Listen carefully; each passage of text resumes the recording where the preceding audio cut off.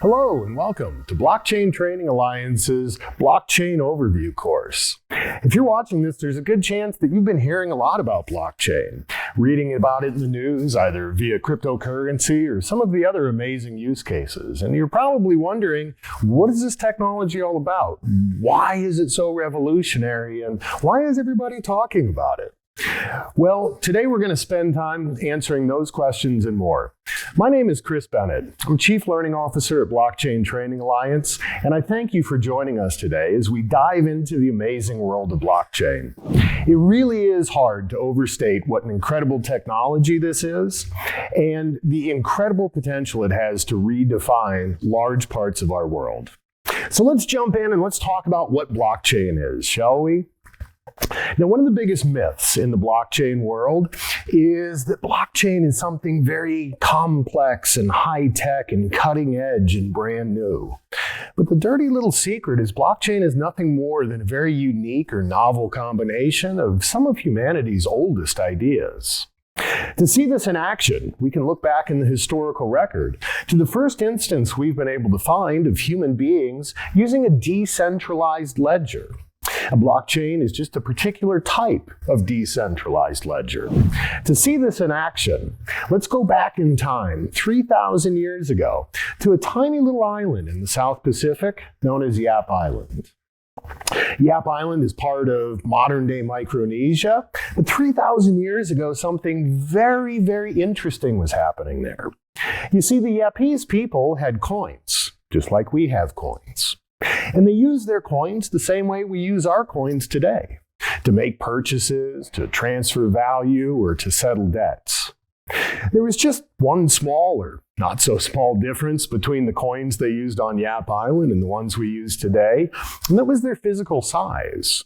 Whereas most of the coins that we use today are small and metallic, and it's easy to fit many of them in your pocket to go down to the market and do a little shopping.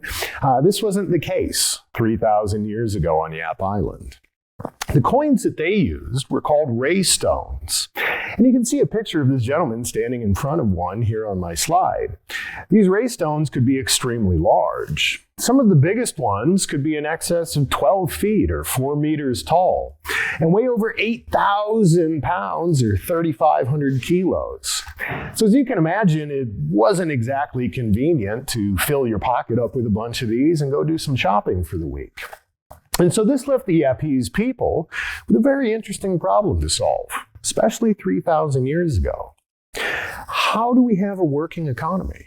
How do we have trade and finance and commerce and exchange in this world where we can't physically exchange our money? Now, this is something that you and I largely take for granted today. As time goes on and technology advances, the amount of physical money, cash, or coinage that we use continues to drop. But 3,000 years ago, this was absolutely unheard of. Well, luckily, the Yapese people came up with a simple but ingenious solution to solve this problem. They decided to keep a collective mental ledger or record of ownership. Let me explain to you how this worked. The Yapese decided they were going to take each one of these giant ray stones, each one of these large coins, and they were going to place each one in a different memorable place somewhere on the island. So, for example, we might have the coin on the beach, and we might have a coin over there at the forest, and we might have a coin over there by the pond, and we might have a coin over there at the base of the mountain. And everybody knew in their head what coin belonged to whom. And then anytime two people wanted to trade or transact, well, they would work out the details of that transaction between themselves. And then once they came to agreement, they would announce that transaction to the larger group, who would update their mental record. Let me give you a little example. Let's say that you and I live on Yap Island 3,000 years ago. And I'm a rancher. I manage all the livestock on the island. And you're watching me one day and you say to yourself, that looks like a good way to make a living. Lots of fresh air and sunshine and exercise. I think I'd like to be a rancher as well. So you approach me and you say, hey, Chris, I got a deal for you. I want to buy all your livestock, but as payment, I'm going to give you that coin that I own over by the pond. Well, if we both thought that was a fair deal, we would announce that transaction to the larger group. And from that point on, everybody just knew that coin over there by the pond, it belongs to me. And it's going to continue to belong to me until I trade it or spend it with somebody else for something else. So it was a very, very simple solution, but it solved the problem. Now, this is much different from how we would likely solve the same problem today. You see, the Yapese took a decentralized approach. Everybody participated in maintaining these ownership records. If we had to solve this same problem today, though, there's a very good chance that we would take a different approach. Then instead of a decentralized approach, we would take a centralized one. What I mean by that is, rather than all of us keeping track in our minds of which stones or coins belong to whom, we might just appoint one person, one central resource to perform that task for us. Using modern terminology, we might call that single centralized resource a bank or a banker. And this centralized approach feels very natural and intuitive to us. And a big part of the reason why that is because all of us have been born into an industrial or post-industrial era. Remember, the big revelation behind the Industrial Revolution was centralization. If we can bring land, labor, and capital all together into the same physical location, we can realize tremendous gains in efficiency. And this simple realization that centralization equals high levels of efficiency has defined just about every aspect of the modern world around us. But 3,000 years ago, this idea was absolutely unheard of, and centralization didn't feel quite as natural as it might to us. So let's explore the difference between a centralized and a decentralized approach. Are there advantages or disadvantages to one over the other? Well, as I mentioned, the biggest gain in taking a centralized approach is an efficiency gain. And this one is a pretty easy one to visualize. Let's say there's 100 of us on the island. Well, if we appoint one centralized resource, if I volunteer to be the record keeper, the bank, or the banker, well, that means you and 98 other islanders are now free to go do something else. You can do something more enjoyable, more economically productive. But the point is, we've realized a tremendous efficiency gain. However, if we take this centralized approach, we're left with 4 difficult problems that we have to address or solve or attempt to mitigate. And these problems start out relatively easy to solve or to address, but they get increasingly more difficult. And by the time we get to problem number 4, we see there really is no good workable solution or mitigation strategy. So let's talk about these 4 problems and what they mean. Problem number 1. If I'm going to volunteer to be the bank or the banker and keep these ownership records, well, first and foremost, you better be able to trust me. If I'm untrustworthy, if I'm corrupt, if I'm greedy, if I'm susceptible to bribery or corruption, I'm not going to make a very good banker.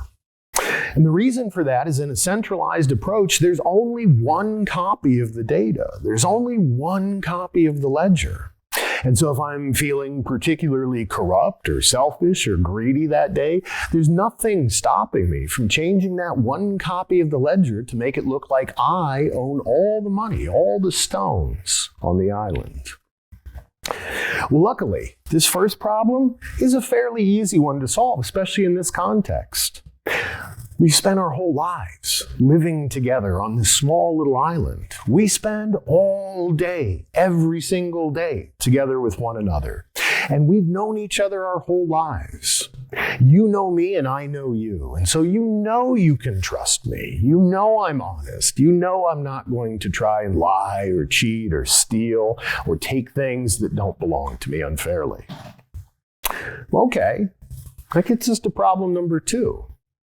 And problem number 2 says, you know what? It's not just enough for me to be honest and trustworthy.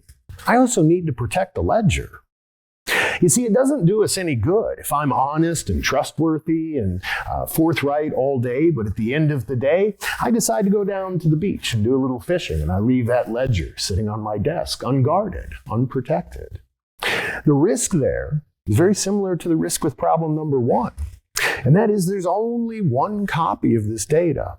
If I turn my back and leave it unprotected, what's stopping anybody else from altering that ledger to make it look like they own all the stones or all the money on the island? Well, luckily, this second problem is still pretty easy to mitigate.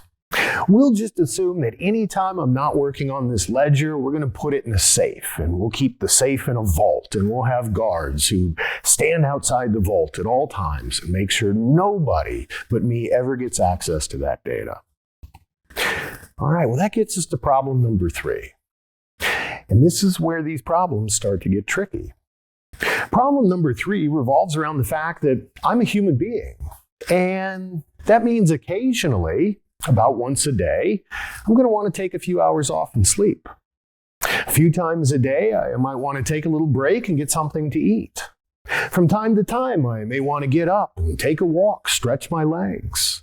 I may occasionally get sick and not be able to perform my duties or go on vacation so I can recuperate and relax and come back to my job refreshed. But the problem is, if I'm not online, if I'm not available, if I can't update that ledger, you can't transact. And I think this is something that most of us have felt an admittedly minor pain or inconvenience in modern day life. Maybe you're doing a little bit of business on the weekend. You're selling a used car or an appliance. Well, you know your transaction with that other party isn't officially complete until the bank opens on Monday morning or Sunday morning, depending on where you're at in the world, for the start of another business week. In other words, if the bank isn't online, if that ledger is unavailable, you can't transact. Well, this can be quite a difficult problem to solve, but let's invoke our imaginations to solve problem number 3.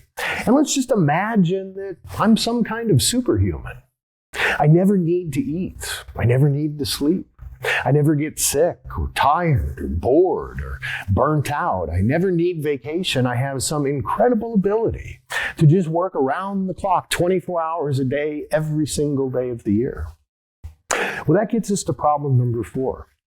And problem number 4 is one that we really don't have any good way to successfully mitigate or solve completely.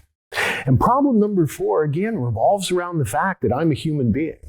And as an imperfect human being like the rest of you, I am occasionally going to make honest, human mistakes.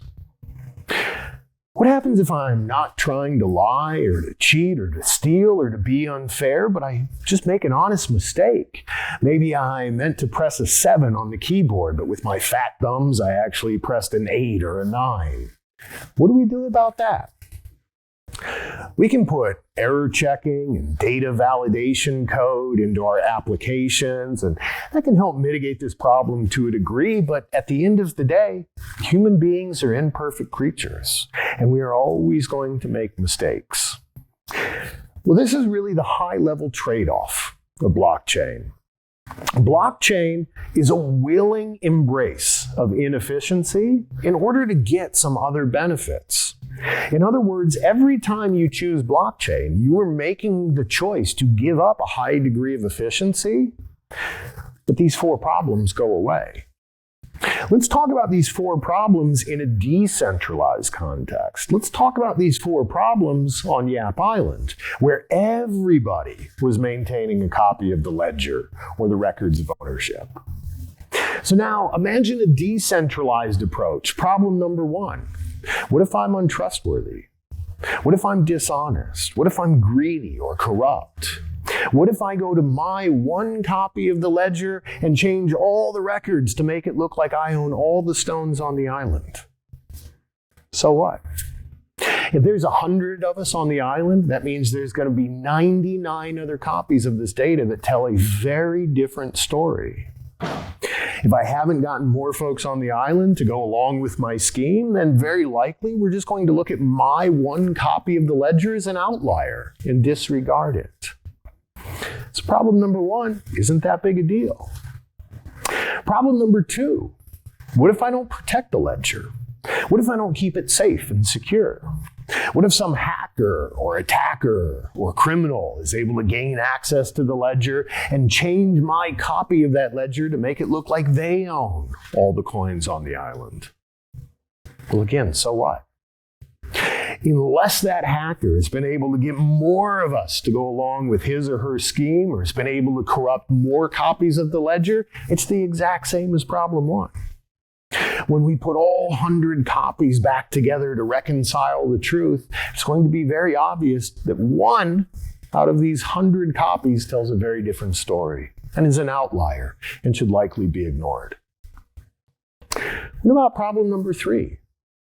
What if I'm not available? What if I can't record transactions? What if I'm sick or on vacation or busy doing something else? So what? As long as at least one of the 100 of us is still online and able to record transactions, we're good. I can just get synced up with that one person when I get back. I can copy down all those transactions I missed and get synced right back up to the current point and start participating again. And problem number four, this is the really interesting one. Remember, problem number four was the one problem in a centralized approach we had no good way to completely and fully mitigate. Well, in a decentralized environment, problem number four, accidental, inadvertent human error, all but entirely goes away. Think about this. If there's 100 of us on the island, what are the odds that 51% or more of us will all make exactly the same, purely accidental mistake at exactly the same moment in time? The odds of that happening are so close to zero as makes no difference. This is the first big lesson I want to leave you with about blockchain and decentralized technologies. As I mentioned earlier, embracing blockchain is also an embrace of inefficiency. When we choose to do something in a decentralized fashion, we are choosing to take a very inefficient approach. But the benefits that we get in return are things like data integrity, data redundancy, security, and more.